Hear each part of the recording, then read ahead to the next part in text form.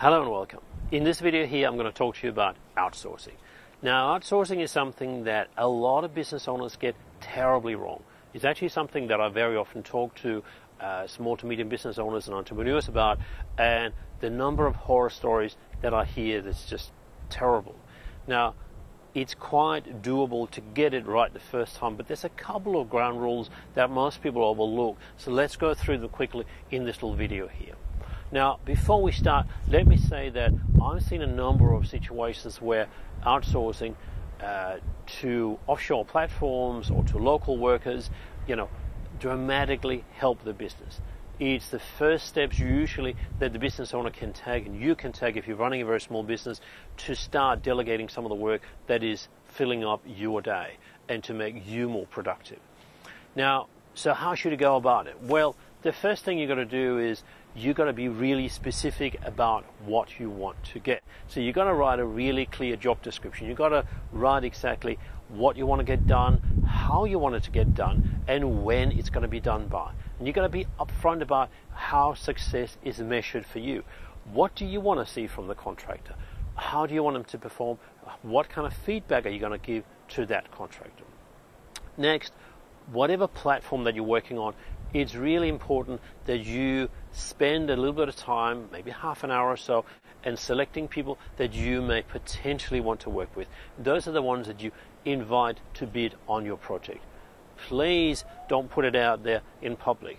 I've seen lots of people that post the job in public, and within 1 hour or 2 hours you have more than 100 applicants. Now, of course, what happens in that situation, you hit the panic button and you just go, oh, one of these will be good enough, and you hire someone in the first top 10 people that applied for the job just to stop the stream of applicants. Now, that's not a great way to go about it.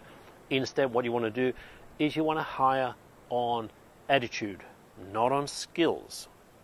What I mean by that is, when you go out into the contractor marketplace, you will find that pretty much anyone who says they can do the job actually do have the technical skills to do it. The technical skills is never what's missing. Can they do bookkeeping? Yes. Can they do blog writing for you? Yes, if that's what you require.